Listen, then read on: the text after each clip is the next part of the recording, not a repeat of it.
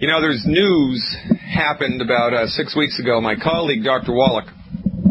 Joel Wallach, was treating a group of people for the last 10, 15 years in southern Indiana. It's an Amish group. And the Amish in southern Indiana have a disproportionately high amount of muscular dystrophy, which is supposed to be a genetic disease coded by some muscular dystrophy gene that has yet to be identified. And this community of Amish have been experimented on, researched for the last 40 years by doctors and research fellows from medical universities and teaching hospitals all around the United States, to no avail, by the way. Now, these people didn't even get a thank you very much. The researchers never come back and follow up, never give the members of the community a report of their findings. It just doesn't happen. They're using them like guinea pigs in a laboratory. Well, Dr. Wallach goes down. Dr. Wallach uses his experience with cystic fibrosis and selenium deficiencies and notices similarities. And as it turns out, from our point of view, cystic fibrosis was proved by Dr. Wallach in the 70s to be caused by not enough selenium in the pregnant mother, not enough of the mineral selenium. When the pregnant mother doesn't have enough of the mineral selenium in her blood, areas of the genetic code, chromosomal material becomes damaged.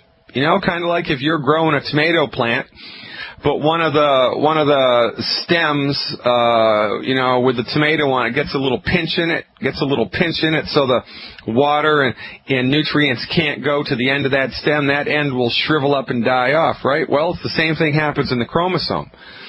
But geneticists, being, really extremely close-minded individuals, and I cannot stress this point enough, ladies and gentlemen, we need collectively to stop putting scientists up on a pedestal. Because their IQs might be better than yours, their intellectual prowess might be on a higher level than yours, but their common sense is extremely low, if it's there at all. Quite frankly, it's not there at all, because scientists are, generally speaking, in lockstep with one another, and they're not going to do anything outside of the box. And anybody that does do anything outside of the box is ostracized, right? For 20, 30, 40 years, until their new ideas at the time finally make their way into the mainstream. It's the rare individual who is a scientist in any area, that's going to step outside of the box with some, new theory about the relationship, a new scientific theory, in this case about the relationship between genes and medicine. So where I'm going with this line of thought, bear with me.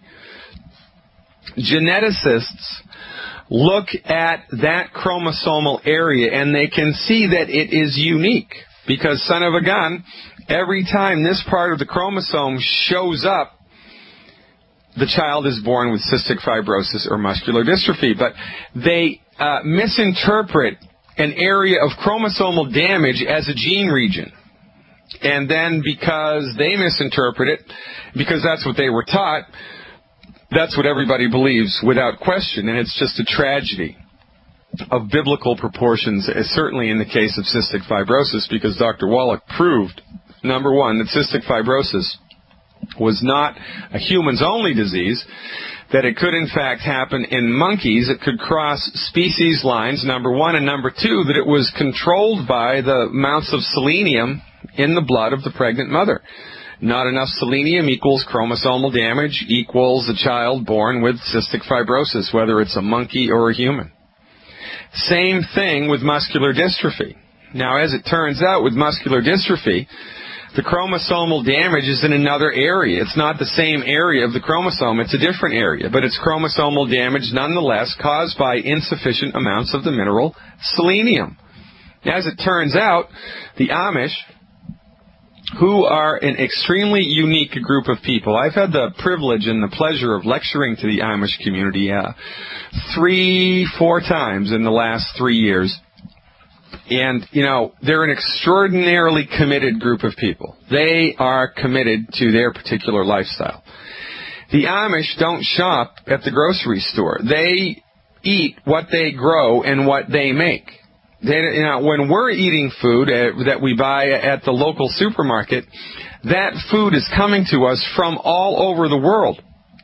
You know, we get grapes from South America. We get avocados from California. We get oranges from Florida. We get walnuts from Greece, for goodness sake, right? All over the world. These foods that we're purchasing at the local supermarket were all grown in different soils around the world. And because they're grown in different soils around the world, there's a greater chance that they're going to have a greater amount, a broader cross-section of minerals than food that's grown in our own backyard. And, well, that's how it is. As it turns out with the Amish people, because they only eat the food that they grow, their food was completely deficient, had zero selenium. There's no selenium because there's no selenium in their soil in that part of southern Indiana.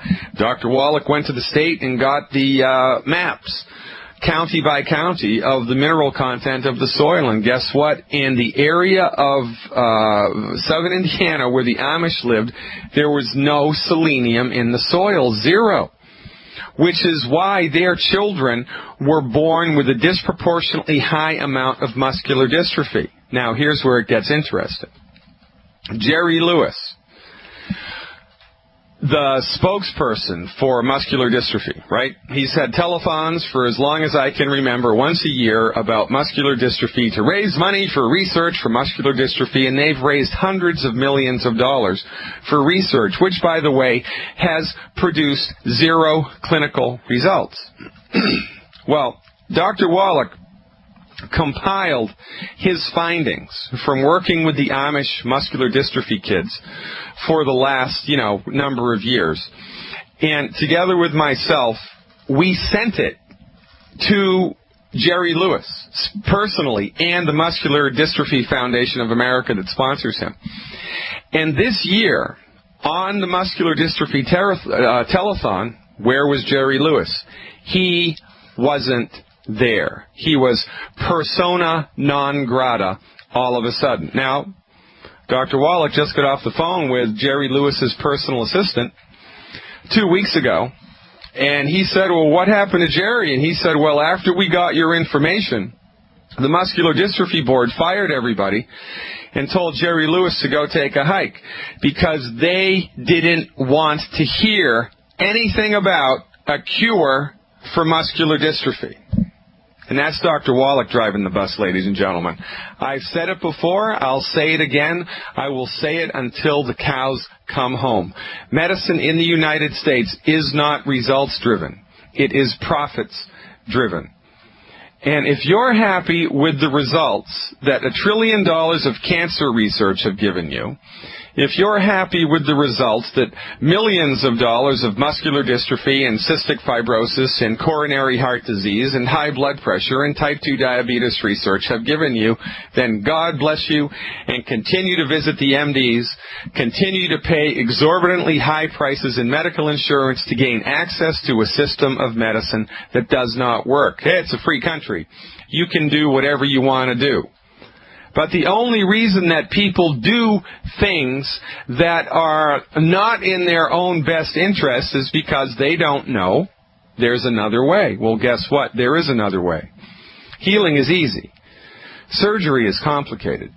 If you have a bullet in your arm, you're bleeding to death, you want to go to the MD, you want to go to the emergency room. But according to Harvard University, you want to make sure that the emergency room doctor is not addicted to prescription drugs, alcohol, or street drugs, as 51% of them are, as reported by Harvard University. So if you're unlucky enough to be transported to the emergency room, have your doctor drug tested before you let him near you with a scalpel. In any way, in any event, that's their forte. But when it comes to heart disease and cystic fibrosis and muscular dystrophy and infertility and autism and Alzheimer's disease and arthritis and fibromyalgia and high blood pressure and type 2 diabetes and type 1 diabetes, when it comes to all types of cancer, going to an MD is a fool's errand. And you will pay dearly for it with your life if you're among the unlucky, as the leading cause of death in the United States is MD-directed medical treatments to the tune of 780,000 people a year. 700,000 people more or less die from heart disease. 550,000 from cancer, which means your MD is more dangerous than heart disease or cancer. Go figure. Years ago, when there was people were more prone to go on strike than they are now, hospital workers were striking all over the country. And when the hospitals shut down, guess what happened? The mortality rates dropped. Because hospitals now, this was just reported in, it was a major news publication. It might have been the New York Times 3-4 days ago. It was at the beginning of this week. Hospitals now in the United States are the third leading cause of death. The third leading cause of death, hospitals. For goodness sake, ladies and gentlemen, we're inside out and upside down. And that's why I have this radio show, and that's why I'm going to be answering your health questions when we come back after the break. I'm Dr. Peter Glidden.